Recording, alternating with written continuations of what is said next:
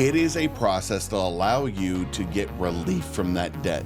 I'm not a big fan of bankruptcy because of the time it takes to recover from it. It was like a delete button. They deleted all her debt. Now, it doesn't go away from your credit report. Right. We all know this, that right? is important. The only thing that will happen is they will zero out the balance. So if you had a $10,000 credit card before, the balance was $10,000. Now it's going to say $0 included in bankruptcy. I know there's a lot of individuals out there. They're making minimum payments on their credit cards. They're making minimum payments on all their bills, and they're just going through their savings. They're going through their retirement. Okay, their income is way lower than their expenses. Right. And someone like that, maybe needs to hear this. Go speak That's with a good point. Yeah, go speak with the bankruptcy attorney.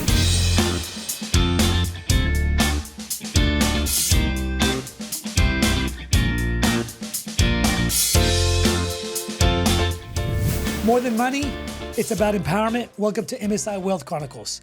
Today, we want to talk about a subject that we've touched on a little bit, which is bankruptcy.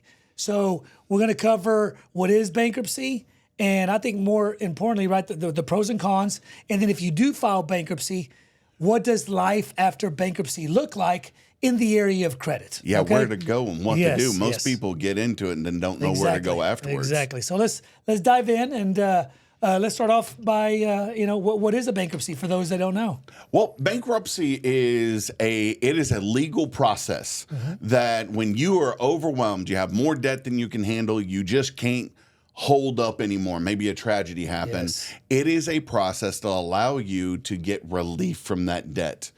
And so there's two sides of it. There's Chapter 7, which is complete liquidation, and which means that at the end of the day, they're going to liquidate your assets, but they're also going to liquidate every debt you have.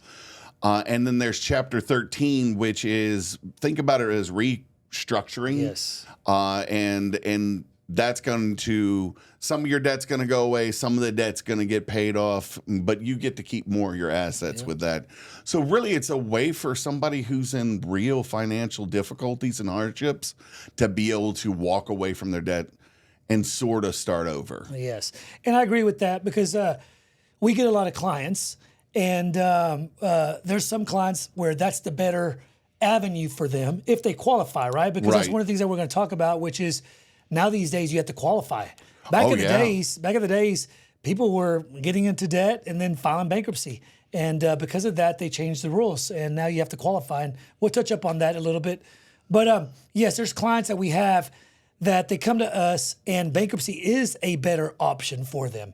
And then there's other clients where, no, bankruptcy, even if they did qualify perhaps, bankruptcy is not the best option. Sometimes there's other avenues like, for example, credit repair, to get them out of the situation that they're in. So can you tell us, I know you touched up on it a little bit, can you tell us who you think, in your opinion, is the perfect candidate for bankruptcy? Man, I've thought about this a lot, and I'm not the biggest fan of bankruptcy personally because it really is such a hard thing to recover from. But if you've been in an accident, maybe you got hurt, suddenly all the bills are on top of you. Maybe you had a big financial change. I mean, people who have been let go, or they got sued into a huge amount of money. Really, the people who are in need of a bankruptcy or why you would file for a bankruptcy is when your debt is just more than what you can pay. Exactly. That's exactly what I was going to say. I like to say, right, someone that's in a financial hardship and someone that doesn't see light at the end of the tunnel. Oh, that's a good way to say it. Yeah, if you do not see yourself, like, for example, what you said, right, you have X amount in debt and you can't even make the minimum payments, right? Right. And you don't even see a solution. You might not have a job. You've been trying for a while. You don't see the light at the end of the tunnel. Bankruptcy might be a good option for you. And the best person to tell you, because you have to qualify, would be an attorney, because that's true, right? To file bankruptcy, you typically have to go to an attorney. Is that correct? You're going to need an attorney. You're going to need somebody to, help you through that litigation process. And do you know off the top of your head about what a bankruptcy charges? Oh, wow. I need to find that out. Off the top of my head, I am not entirely sure, but I know it can be. I mean, it can be $3,000 or $4,000, $5,000 just to get through the whole process. but I believe just starting the filing can be, with an attorney involved, is at least $1,000 or more. Yeah, as an attorney, this was like 4 or 5 years ago, of course, with inflation, right? Right. Everything's increased. But yeah, a Chapter 7 bankruptcy was around like $2,500. That's what I figured. It just kind of, it kind of just depended on your circumstance. Yeah. So once someone, let's start off with the Chapter 7, okay? So let's say someone does qualify for a bankruptcy, okay? Can you tell us some pros and cons? Like, give us your opinion. You said you really don't like bankruptcy, right? I'm not a big fan of bankruptcy because of the time it takes to recover from it. Now, a Chapter 7 literally, in my opinion, is kind of getting rid of everything. It's the big delete button, right? At the end of the day, it is. It's click, everything's gone. The problem with the thing about a Chapter 7, they're going to take all your assets. They're going to sell off your assets except for exempt items. Yes. And that is different by each state. Yes. You really need to look, if you're thinking about a bankruptcy, you're looking at getting a Chapter 7, look at the exempt items in your state, because you may be able to get away with your car or your house. I mean, you never know. But it's going to take all your bills. It's going to take all your assets. It's going to pay people with those. And then your debt is gone. Yes. I mean, it is a clean slate at that point in time. And I have a situation with 2 clients, right? And this is why I kind of have a different opinion. I like bankruptcy if it's for you, okay? Especially the Chapter 7. This is my opinion, right? I have 2 different scenarios here recently, and both of them are very similar. So, for example, one individual is here in Texas, and they had a lot of credit card debt after a divorce. They had their home. Their home was paid off, right? And their vehicle, and so it was best for them to file a Chapter 7 bankruptcy. That she did not see light at the end of the tunnel. She was disabled. She wasn't working, so she had debt but no income. And so, anyways, the attorney recommended Chapter 7 bankruptcy, and she was able to. So she filed a Chapter 7 bankruptcy. She was able to keep her house here in the state of Texas, right? She was able to. Yep, she was able to protect her house, and then they also let her keep her car, right? They'll make certain exceptions just depending your scenario. They didn't want to leave her carless, and then she really couldn't get back on her feet, right? Yeah, ever. So they did let her keep her car, let her keep her home, and like you said, it was like a delete button. They deleted all her debt. No more phone calls, from the credit card companies, from the collection agencies, and all the debt was liquidated. So now it doesn't go away from your credit report. We all know this, that right? is important. The only thing that will happen is they will zero out the balance. So if you had a $10,000 credit card before, the balance was $10,000. Now it's going to say $0 included in bankruptcy. And so that negative mark does hurt your credit score. So whenever this, particular individual that I'm talking about filed the bankruptcy, her scores did, take a dip because now there was a bankruptcy on her credit report. So it did take a dip, but it didn't take her very long to recover, and that's one of the things that we're going to talk about today is what is the quickest way to recover from a bankruptcy.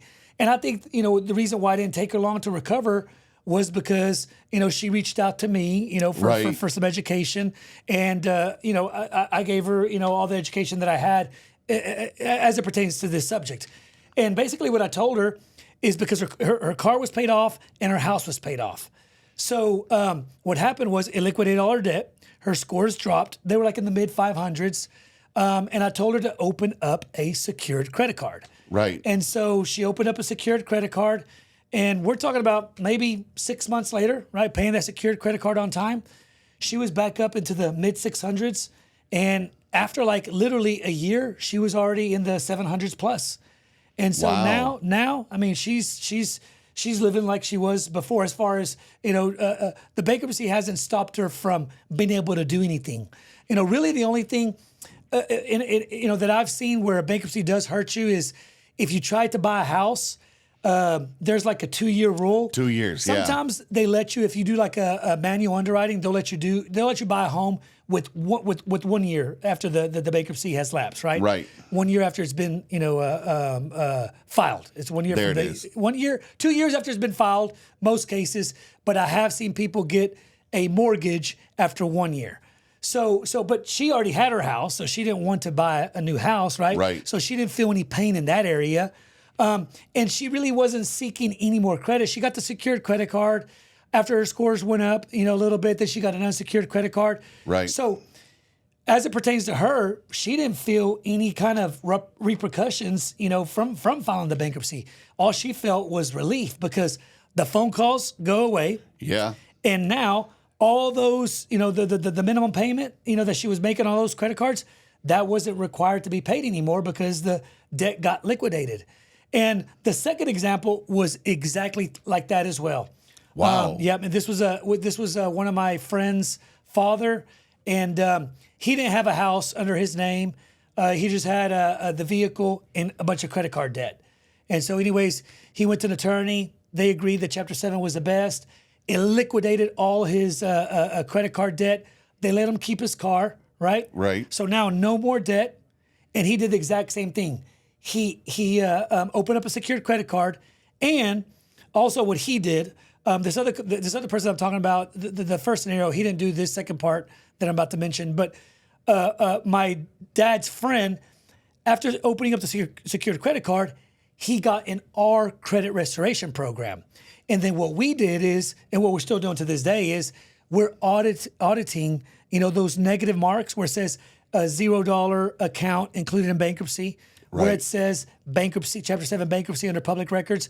We're disputing those. And we've already found some inaccuracies and gotten some of those items deleted. And his scores right now are like after the bankruptcy, they were like in the mid 500s. Right. And right now they're like in the low 600s. And we're talking about 2 months after the bankruptcy, Yeah. So in both of them, right, tons of relief. So in my opinion, is bankruptcy, I think is a great thing if it's right for you, Right. If you fit the box, it could be, good for you. Because like I was saying, the stories that I've seen, there was more pros than cons. I have seen a couple cons, and then maybe we could talk about that, right? Right. One of the cons that I've seen, and then I'll let you see if you know, Vinny, is it's hard to get approved for certain things. Yes, it really is. I yeah. mean, home loans being one of them, Yes, and exactly. then getting anything started on your credit. Yep. Because I always tell clients this: certain creditors, the minute that they see that you have a bankruptcy, that's it. They don't want to touch you. They do not want to touch you. For example, a home, right? Most of them, 2 years. They see it, 2 years, they're not going to give you the mortgage loan. And like I was saying earlier, you could get away, I believe it's through a manual underwrite Right. with 1 year. But for the most part, it's 2 years. What are some other cons that you feel come with bankruptcy? Some of the cons that I've seen actually really has to do with the credit side of it. Yes. You're talking about, let's start with the credit side. If they liquidate everything you have on your credit, you have no credit history. Yep. You don't have that age that Yep. somebody has. And if you're 40, 50, 60, 70 Yep. years of age, you're never going to get that history again because it all went away. When your credit cards go away, you lose that 20-year credit history. You lose that 10, 15, 20, 30 years of credit history.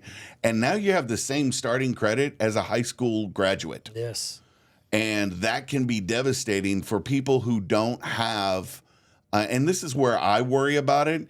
You were talking both of your scenarios, they either own their car or they own a car and a home, right? Yep. And so they had some that base that people need to get started. If you don't have that, or you don't have a family unit that's going to be able to help you out, like let's say you did go bankrupt for whatever reason, right? And you have a family member who can put you as an authorized user on a credit card. That's one of the fastest ways back to recovery. But if you don't have that, then that's going to make it that much harder to come back from. So that's where it really gets, is trying to build from the ground up. Yep. And you already have that stigma, like you said. Some people, they'll look at your credit history. The moment they see a bankruptcy, we're done. Yep. Even I've seen scenarios where individuals that filed a bankruptcy, they've gotten denied for a secured credit card. Right. A lot of these big banks actually called the bank for my client because I just to see why did you deny, why do you deny individuals from a secured credit card? Is there not, there's not a risk really to you because you're securing the credit card with their money. But they said that they still have their stipulations. This is exactly what they told me. They said, we still have our stipulations. And two of the stipulations really, stuck with me, which was, one was if they owe us money. If they have a collection and they owe us, let's say Bank of America. It was Bank of America, who had actually called. Like, they owe us money, right? They owe us money, we're denying them. I don't care if it's a secured credit card. They owe us money, we're going to deny them. And then the other scenario was a bankruptcy. They said if someone's filed bankruptcy, we're going to deny them. I don't care if it's a secured credit card or a secured loan, we're going to deny them. Now, this was, 5-6 years ago, so I don't want to speak for Bank of America, right? No, we don't know what they're doing now. Guidelines have changed, yes. But at that time, yes, that stuck with me, where, like you said, it sticks with you, the stigma, Right, and, some people they would just may flat not out have deny it you. Yeah, they may not have it anymore, but there is going to be another creditor out there that will have that as part of their stipulations. Yep. So you're right; it is that stigma that goes on, and the process. Do you know you can, if you start a bankruptcy? Let's say I decided to go bankrupt, and then decide not to. Do you know it still goes to my credit report? Yes. That's still there for 10 years. Yes. So be real sure if you're going to do this, because the moment you file, whether you get it, you go into it, whether you do it or not, it's there on your credit report for the next 10 years. Yep. But back to what I was mentioning earlier, right? Before we jump into the Chapter 13, for certain individuals, I think a Chapter 7 bankruptcy could be a big relief for families, for individuals, because there are unfortunate events that happen in life where you end up facing a hardship and you have no income coming in, or maybe you have very little income and you're just drowning in debt and you don't see light at the end of the tunnel. And maybe somebody needs to hear this, because I know that there's a lot of people out there that right now they lost their job and they're going through their savings, making minimum payments on their credit cards. Yeah. I mean, I know there's a lot of individuals out there. They're making minimum payments on their credit cards. They're making minimum payments on all their bills, and they're just going through their savings. They're going through their retirement. Okay, their income is way lower than their expenses.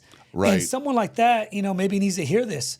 Go speak That's with a good point. Yeah, go speak with the bankruptcy attorney. Let them tell you if you qualify. And in like the circumstance, there's the situations of those two clients that I gave an example. It was a beautiful thing for them. It liquidated. I mean, how would you feel if right now you have a ton of debt? How would you feel if you qualify for a bankruptcy and all your debt, right, gets liquidated? Zero. No more minimum payments. No more going through your savings or retirement. Unless, you're going through your savings or retirement to be able to, the necessities to eat, to support your family. But I know there's people out there that not only are they going through their savings and their retirement, to feed their family, for all the necessities, but also to make minimum payments. And that's burning your money up. Making minimum payments, to all the creditors that they owe. And a simple bankruptcy could stop that. It could stop that, And now you have one less thing to worry about. Now just worry about your family, the necessities, and now your debt is basically liquidated. So now it's a lot easier to get ahead, right? It's now, depending on, just get some income in, and hopefully once you get some income in, it's higher than your bills, which you shouldn't have very many bills if the bankruptcy liquidates all your debt. It kind of goes back to that old adage, the only way to get out of a hole is to stop digging. Yeah. That really is. You just described that adage unto itself completely. Yeah. Now, something I know we're going to move into Chapter 13. Before we do, couple of things to remember and why you really want to get into a conversation with an attorney, and don't let this shy you away, because Ricardo's brought up some really good points about why and who would want to. And if you're not sure you're the one that needs to do this or not, talk to somebody. Just don't drown in debt, right? Yes. Talk to somebody. But remember, they're going to give you information like if you're doing a Chapter 7, you have to pass a means test. Yes. Now, you may not pass that test. If you don't, there's still an option, which is Chapter 13. Yep. For those that don't know, what is a means test? A means test is where they're going to look at everything you have, and I mean everything, and decide whether or not you really are in financial dire straits, right?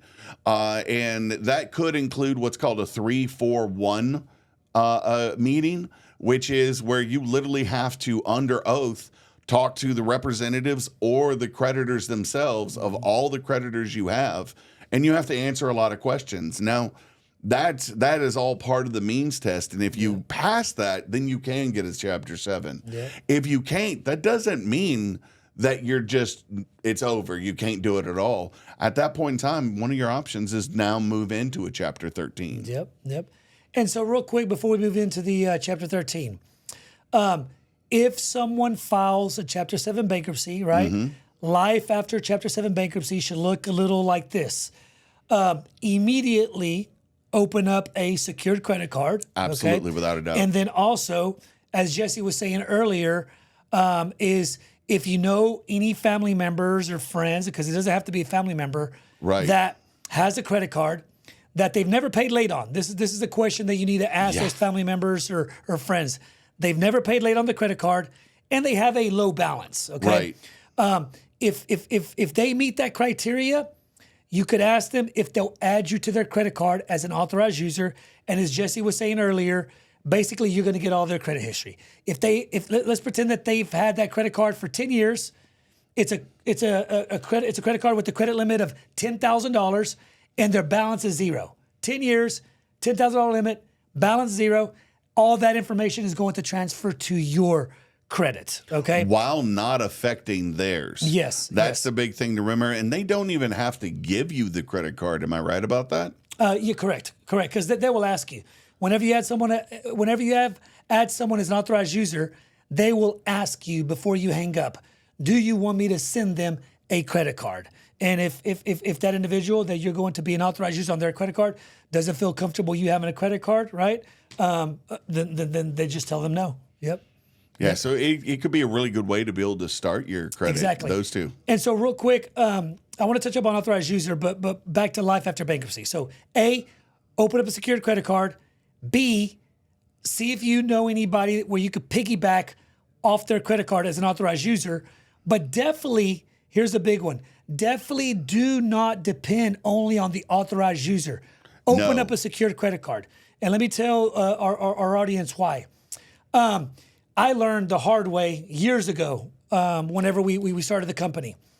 One of my clients that started our program had negative items on their credit report, and they had nothing open, okay? We told them to go open up a secured credit card, and they asked us at that time if they could just become an authorized user, and we said yes. Okay, right. So they didn't open up the secured credit card; they just became an authorized user. That's a bad choice. And what happened was this: is there not all the time will the 3 credit reporting agencies report that credit card. In this situation, only one bureau reported the other person's history. Oh, so, wow. So the client went through our 6-month program. We pulled her credit. One score jumped from the 500s to the high 600s. Right. The other 2 jumped from the mid 500s to like the high 500s. Okay.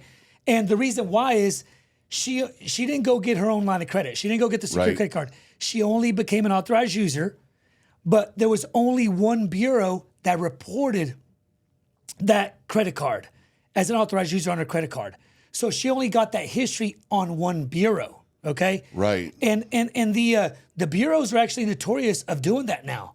They're notorious of doing that now, where the chances of you actually becoming an authorized user of someone's credit card and you getting all 3 bureaus to report that credit card on your credit report is very unlikely. Wow. Yeah. Go look at it. Try it out yourself. You know. Yeah. No. That's something that's good information to know. Like maybe even like do this with your wife. There you go. Do this with your significant other. If right now your significant other has a credit card where you're not a joint with her, with her, and your significant other's credit card has a no balance, okay, or low balance, high limit, and no negative payment history.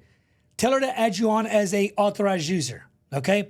Give it 30 days, look at your credit report, And let me know if when you look at your credit report, it's on your credit report. Yep. And if it is on your credit report, look to see if it's on all 3 bureaus. The likelihood that it's on all 3 bureaus is very small. You know, I'm in the middle of doing what I promised on one of the other podcasts. I'm getting that home equity line of credit. One of the things my wife and I are looking at is doing just that. Okay. This is a great research moment. I will have that information in 30 to 60 days. Because I think you're doing the HELOC only under your name? We're doing the HELOC under my name only, Okay. So back to what we were saying, right? If she has a credit card, she has a good history, she's had it for a long time, balance is kind of low, add on to it. And then let us know. Circle back with us and let us know. Yeah. Let us know if when it goes on your credit report, if all 3 bureaus reported it or not.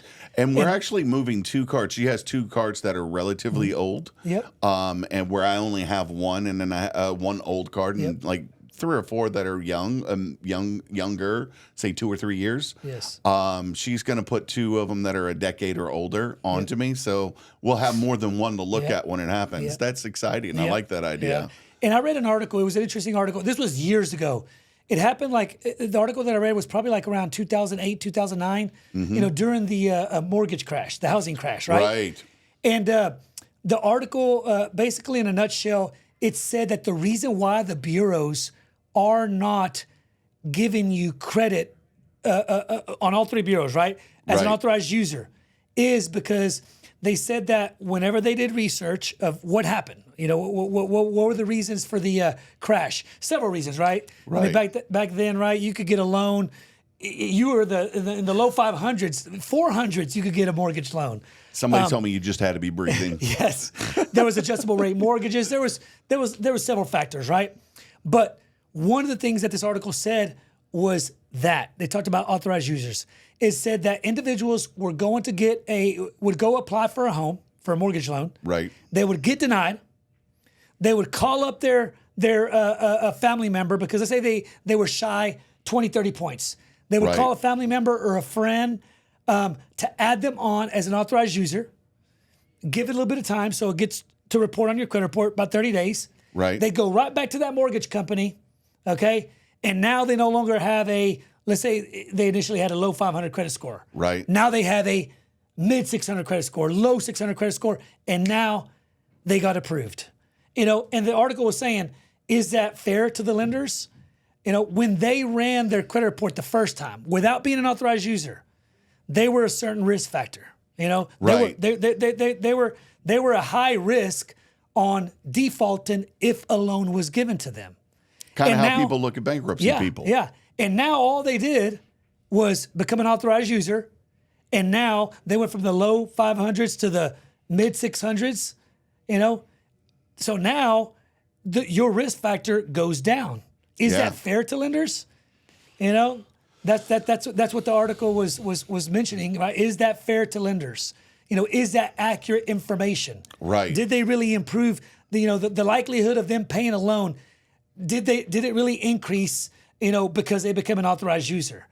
And so they said that there was some individuals that had foreclosed, that they were those individuals. They came to get a mortgage. They got denied.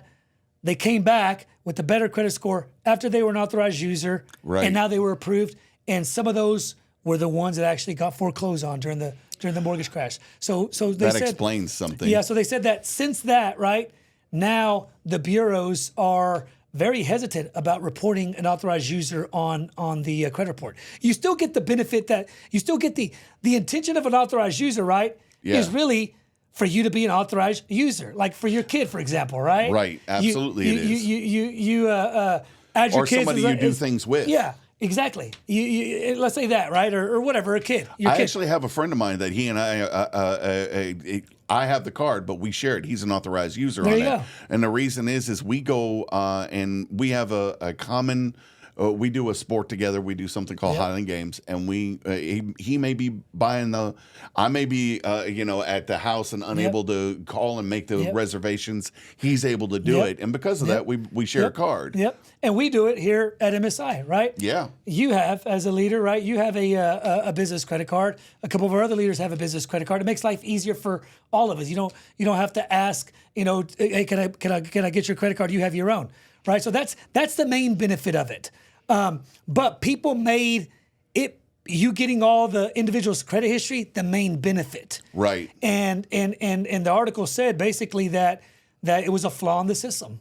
And so that's why now you will see very few, whenever you become an authorized user of a credit card, you will see where very rarely do all three bureaus give you that individual's credit history.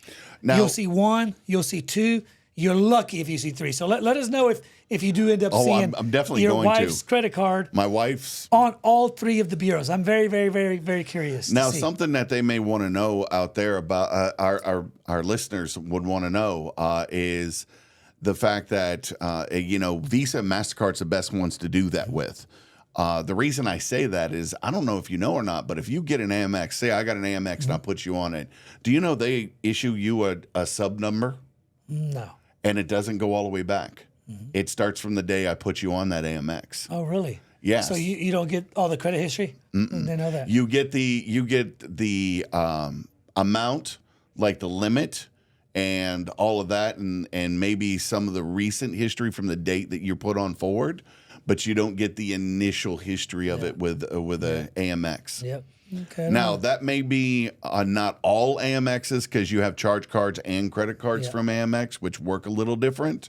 But I do know that I've seen that several times on people who have done it. I didn't know that. Yep. So back to this real quick, the bankruptcy. So life after bankruptcy, we said open up a secured credit card. Absolutely. Extra credit is an authorized user. And if you look at your credit report and you do see that credit card that you became an authorized user of is on all three bureaus, that's fantastic. Absolutely. If it's only on one or two of the bureaus, it's okay because you're not relying all on the authorized user. You went and opened up your own secured credit card, okay? And then lastly, try to see if you could get any of the negative marks that the bankruptcy are removed, that the bankruptcy left behind on your credit report. See if you could get any of those removed. If you don't want to try to do it yourself, you could hire a professional company like ours, MSI Credit Solutions.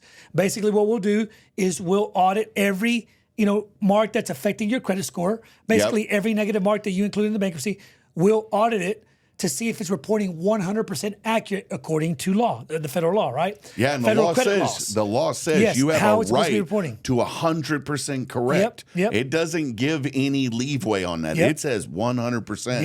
Yep. The other reason you do want to, after a bankruptcy, to audit everything on your credit bureau is what happens if you put something into the bureau. I got a client right now, legitimately right now, that they went through a bankruptcy.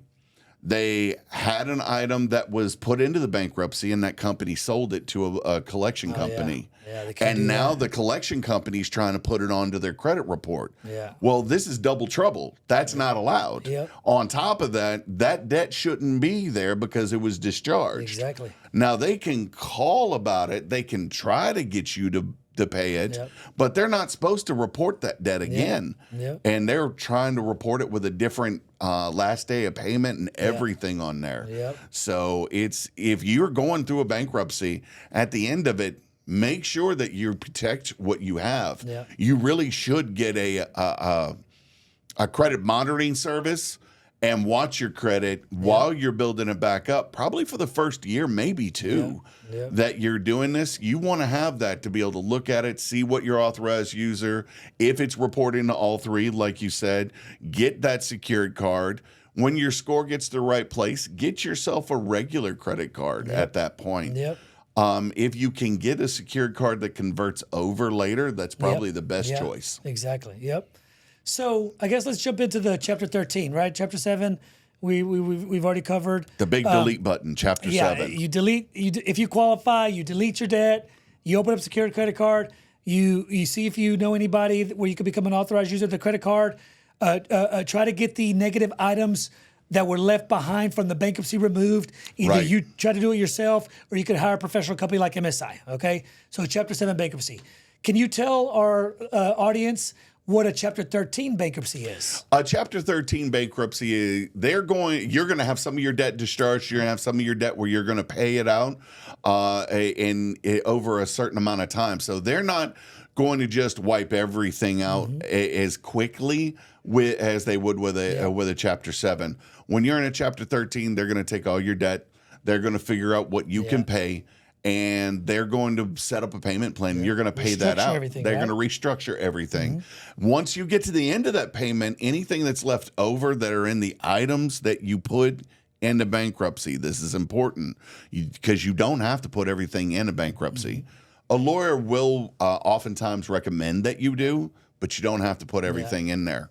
But it's going to restructure all that debt, and you're going to pay it off. And once it's done, your hands are clean. Now, the big thing that's different is you're going to keep more of your stuff. Right? And it's really the difference. Now, outside of exempt items, you know, there's things like if I were to go into Chapter 7 bankruptcy, all the collectibles, my hot rod, all of that type of stuff, the recreational equipment, anything like that, all gets sold off. That's not necessarily true in a Chapter 13. I may keep a lot of that stuff that has value. Gotcha. Okay, yeah. I know Chapter 13 bankruptcy. I have a bankruptcy friend, and man, you know, don't feel bad if you don't understand it. It's rough. It's a lot. It's a lot, especially the Chapter 13 bankruptcy. The Chapter 7, right? Delete button. Yeah. It is a simpler situation at the end. It can be a little more aggressive and what's the word I'm looking for? Invasive to your life. I mean, they really do get real nitty gritty with you. But at the end of the day, it's easier to understand. That Chapter 13 can be confusing. And the attorney, once you seek a counsel, they'll tell you what's best for you, what the recommendation is.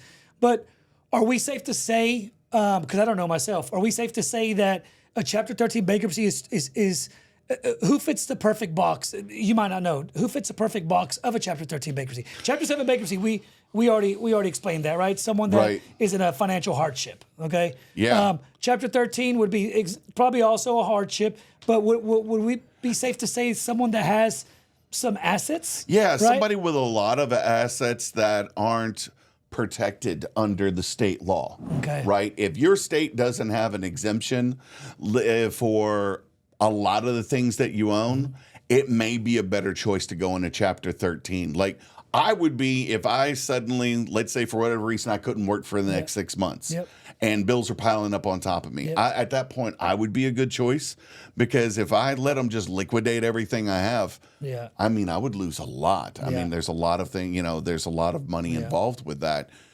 Things that are going to be hard to recover. That would be the ideal person to make that choice. Is it just too much to recover from? But if you just got that hard part removed, you would be fine with everything you have. It's just, your watermark's here, and right now you're here, right? And then here's a question I want to ask you. This would be good for our audience.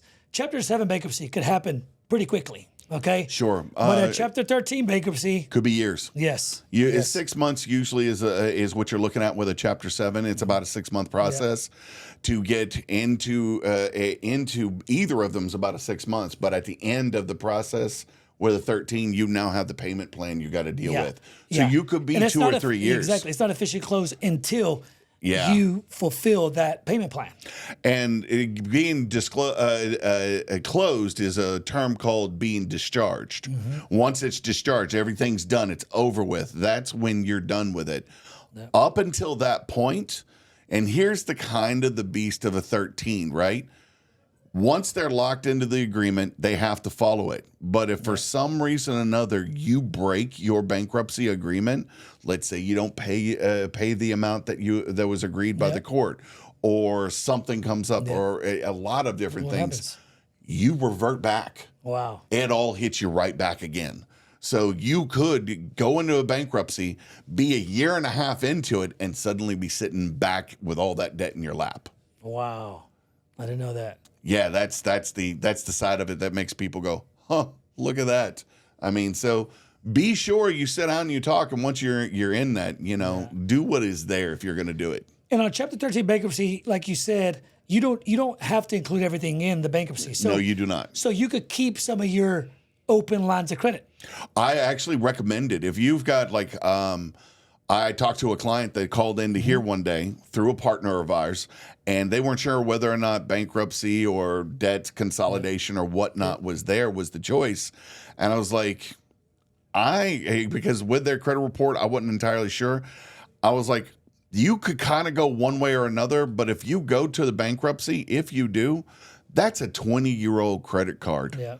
Don't lose it. That is your nucleus to start over. Yeah. That is so you can probably recover from a 13 a little faster than you could from a 7.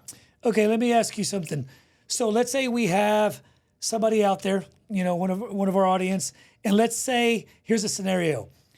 They have no collections on their credit report, right? But they're drowning with credit card debt. Mm-hmm. They lost their job, and they've just been using their credit cards, and their credit cards are maxed out now, so they can't use their credit cards, for necessities anymore. Right. All their credit cards are maxed out, and they don't have a job.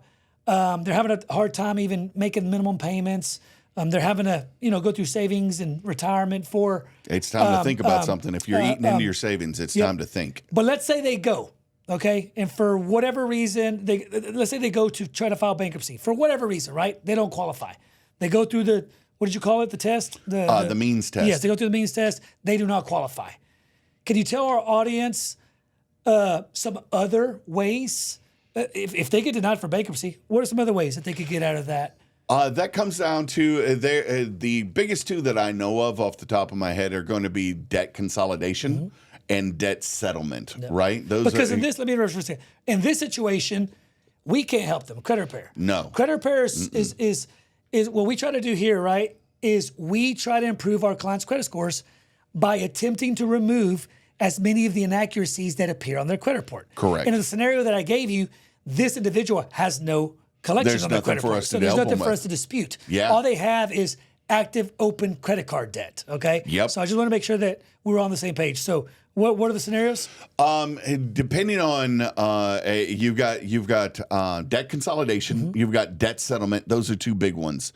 Now, debt consolidation is probably the choice that I would go for first over settlement if you're capable. And I want to give my opinion after you give your opinion on debt consolidation. I'm interested. Yeah. That's exciting. Yeah. So debt consolidation allows you to be able to get a loan, depending on whether or not you have a house could make a difference with that, depending on how much debt you have could make a difference on this.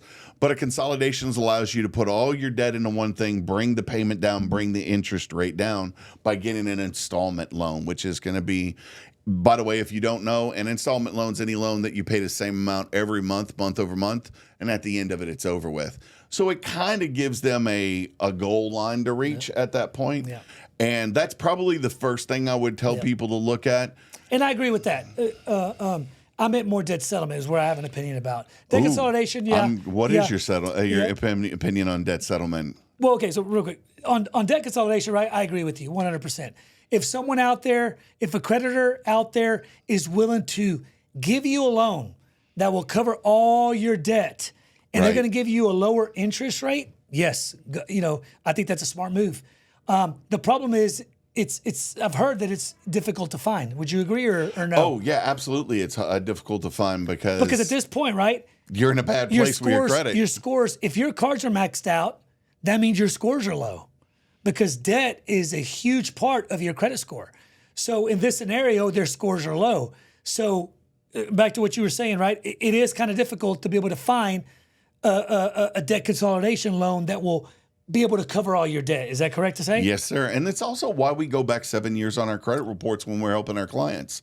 Because when you go for something like a debt consolidation loan, most loans they're looking at like the last 2 years normally, right? Yep. A consolidation loan, every year back to 7 is going to make a difference. Because like you said, what they're worried about in a consolidation loan is, if I pay off your debt, are you just going to rack it back up? Yep. right?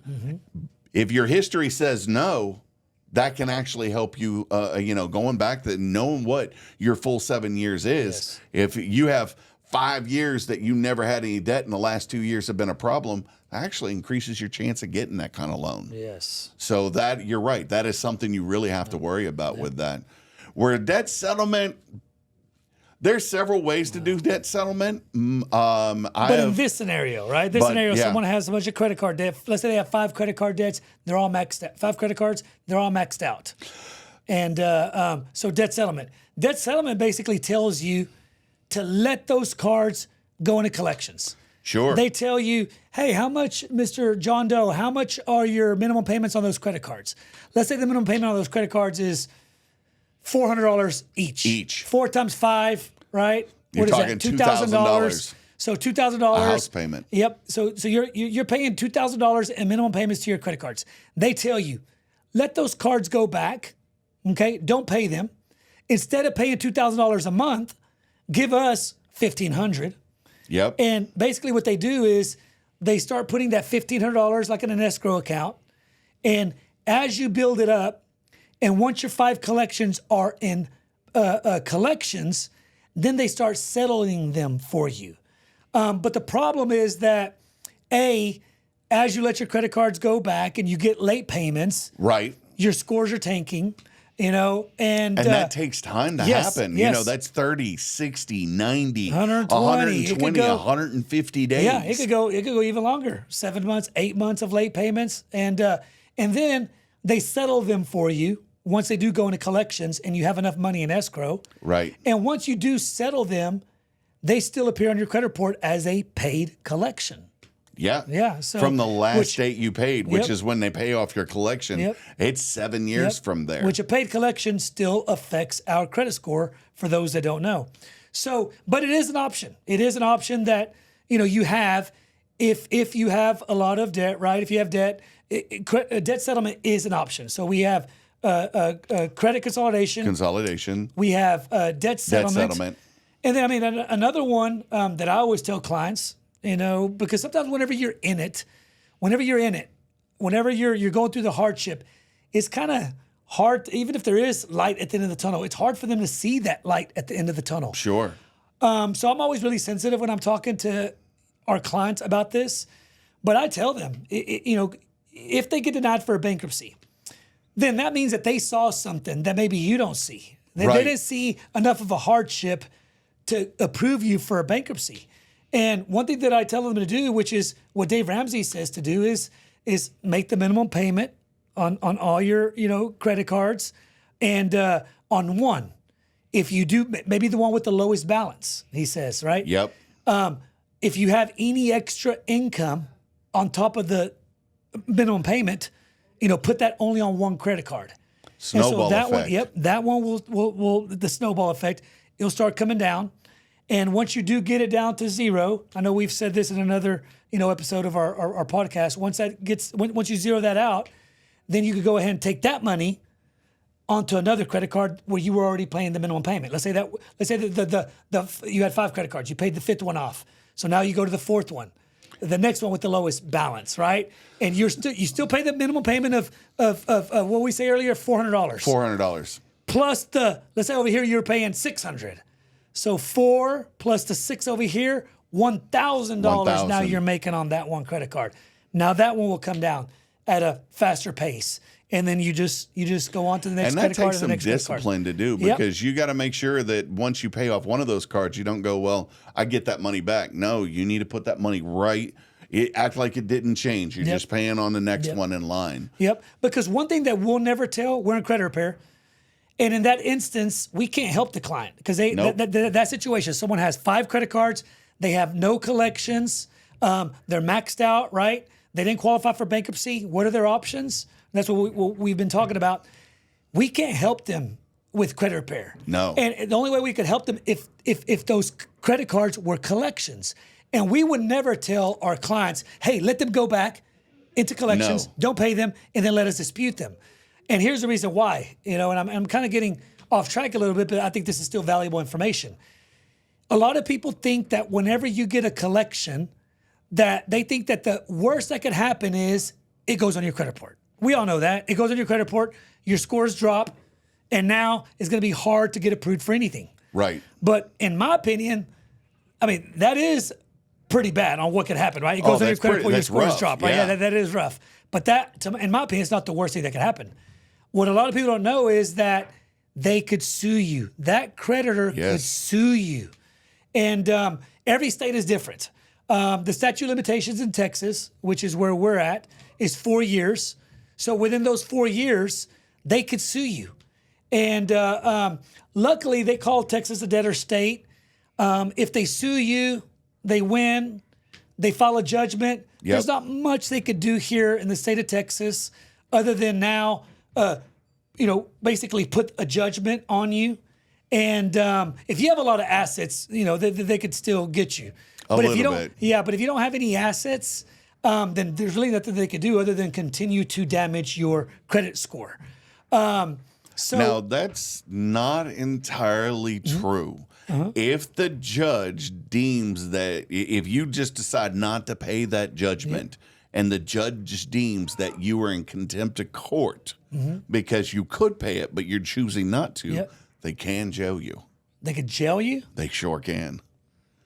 You're not jailed for debt. You heard what I said.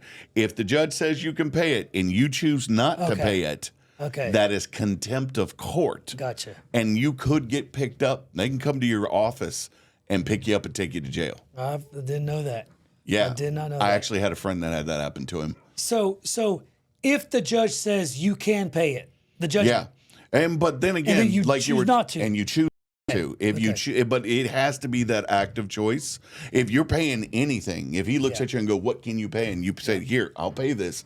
And you pay that amount, there's nothing they can do to you at that point other than, what has already been done. But if you ignore that judgment, like if you lose, and most judgments are won by default. I don't know if you know that or not. Like 85% of all judgments are won by default. They don't show up?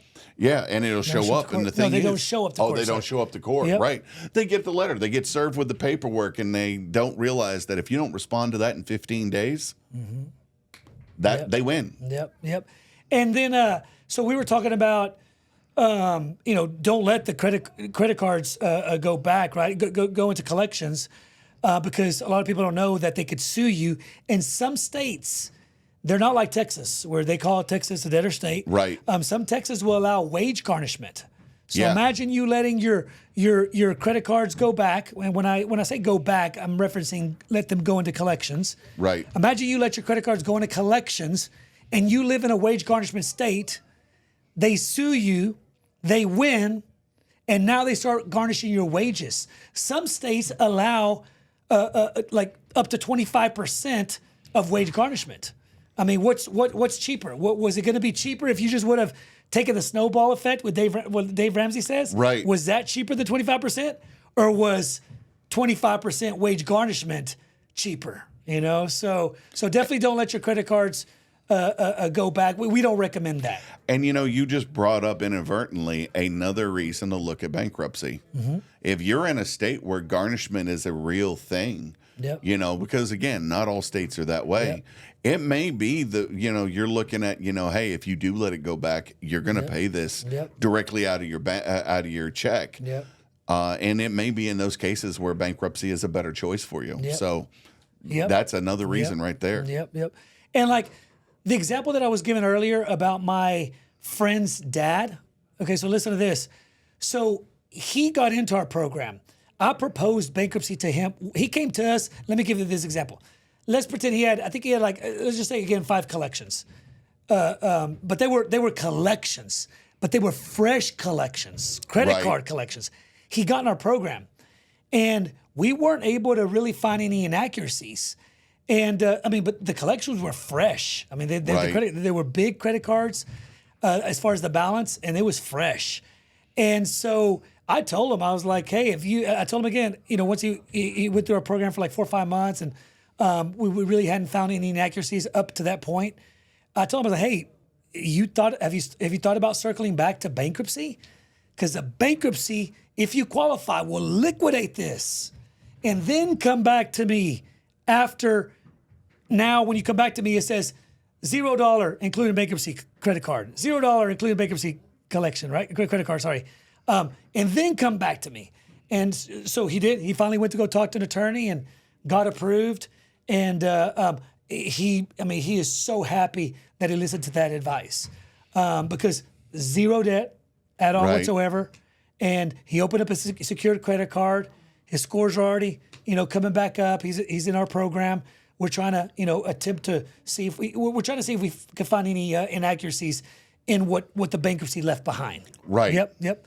But okay, so back to what we were talking about. The options.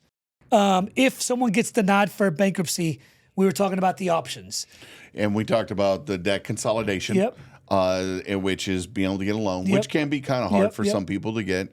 We talked about debt settlement. There is a second kind of debt settlement.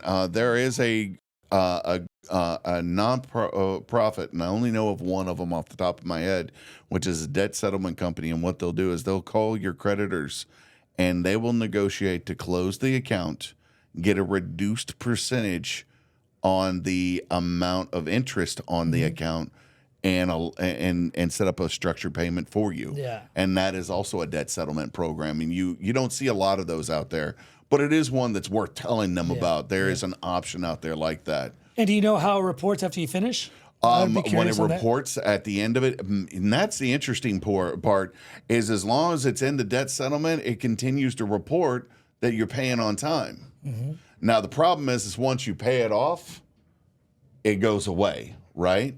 But it is an easier debt settlement to get out of because when you let's say you get to the point where you're starting to be able to get back on your feet.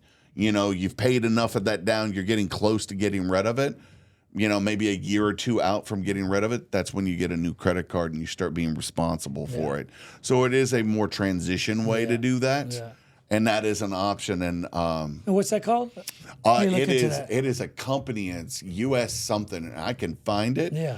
And I'll get it over to our people, and we'll put it in the comments and the links below so that you got an option for it. But that is a second debt settlement style that's out there. Yep. You don't find a lot of companies. There's a couple of them. And the biggest one is a non-for-profit that's literally backed by the government, if I remember right.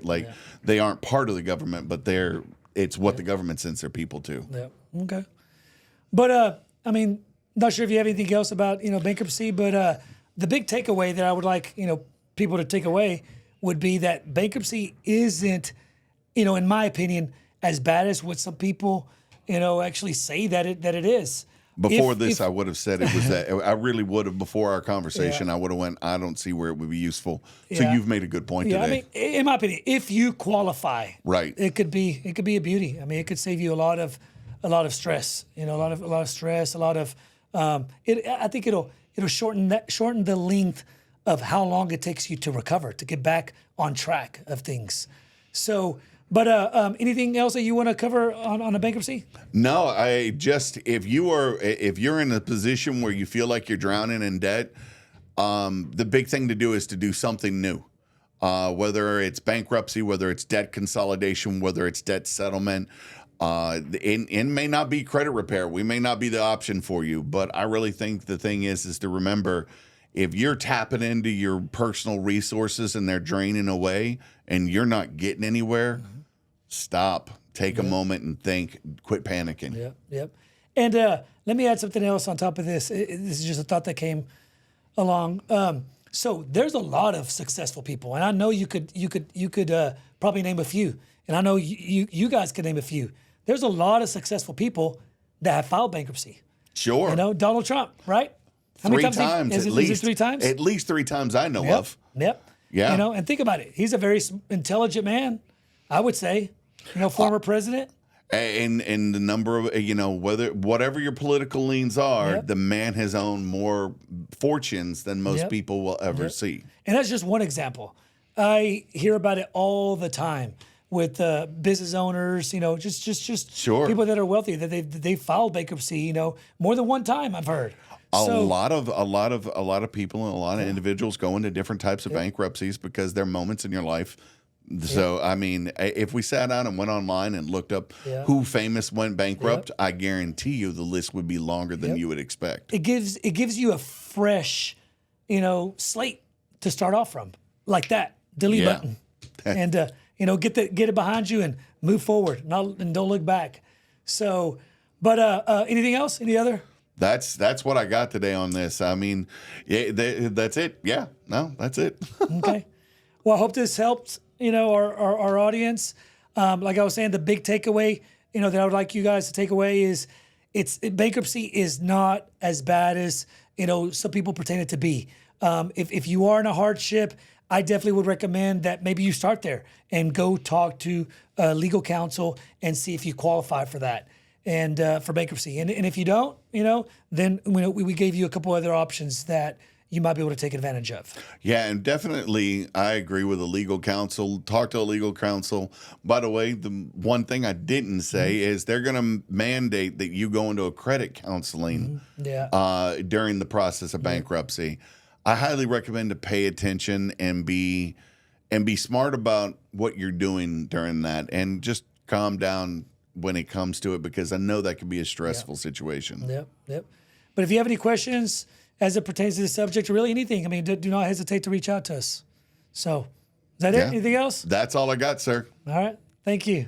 Thank you for watching MSI Wealth Chronicles, building legacies one episode at a time. Please, as I said, tune in the next time we're here. If you have any questions, leave comments down below. We'd love to be able to answer your questions, and we're also going to make sure we leave those links that I talked about during the show for you. Thank you very much. Have a great day.